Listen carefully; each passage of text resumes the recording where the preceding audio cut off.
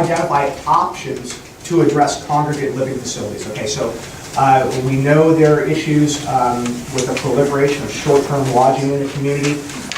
What the city council did was they strengthened their ordinance relative to short-term lodging. So you cannot do Airbnb, VRBO, those are now prohibited in all single-family residential zones in the city.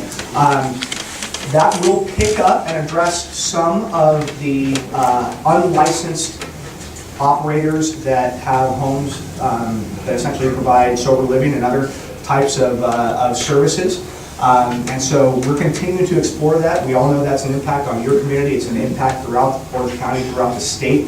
And there is a lot of activity at the state and the federal level that would address some of the concerns in terms of overconcentration that we're seeing. But the good news is that San Juan, by strengthening its ordinance for short-term lodging, has actually been able to do much more than a lot of other impacted cities in Orange County, because cities like Laguna Beach and Dana Point and San Clemente, who are along the coast, are subject to the California Coastal Commission, who said you cannot restrict short-term lodging because that's a form of coastal access. Think of that what you will. The Coastal Commission is known for overreach.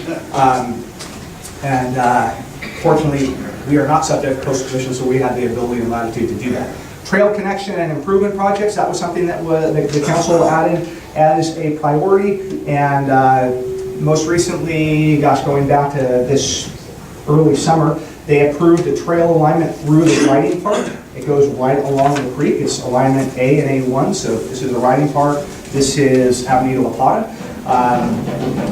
So we are in design to provide a connection that will connect out to the trails in Rancho Mission Viejo. That was actually a requirement of the purchase and sale agreement when the city purchased that property to connect to Rancho Mission Viejo's trails, and it's on the county's master plan of trails. So that's something we had to do. I think it'll be a real benefit for the equestrian community and provide a vital connection.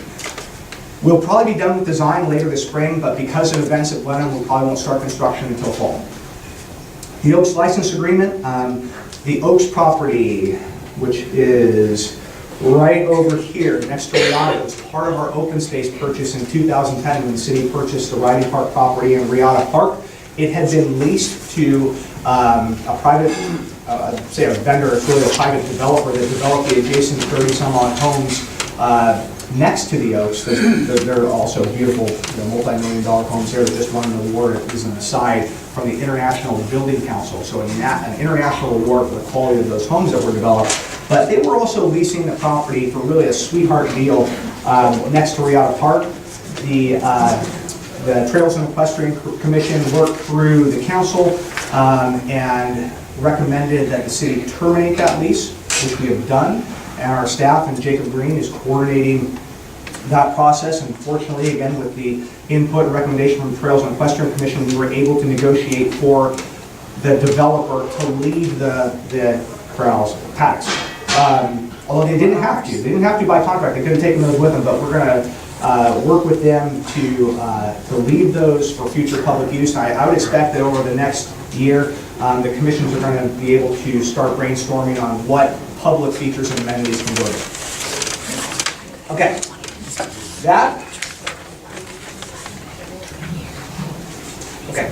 in addition to all of those priorities, remember there was a red section, there was a yellow section. Those were things that were also underway. I'm just going to give you a really highlights of things that we were also able to make progress on.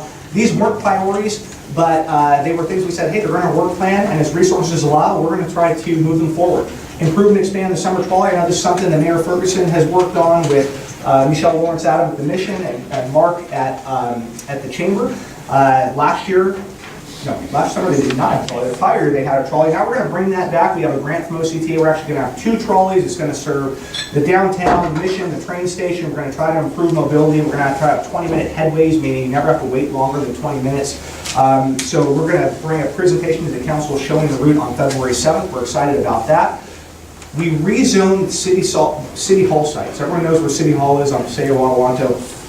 We rezoned that to multifamily. Why would we do that? Okay, we did that because the state, in its wisdom, says, city, we need housing. All cities in California, we need housing in the state. We have a housing shortage. And so, especially in Orange County, the jobs are in Orange County, the houses are in the Inland Empire. So they say, city, you don't have to build homes but you have to make sure that you have sufficient zoning to accommodate homes.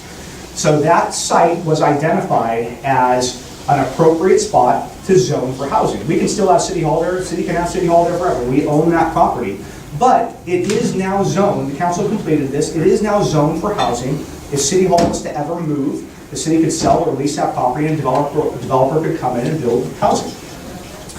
I'm going to talk in just a minute about the memorandums of understanding with our two employee associations. We have two employee associations here. We have a management association and a general employee association.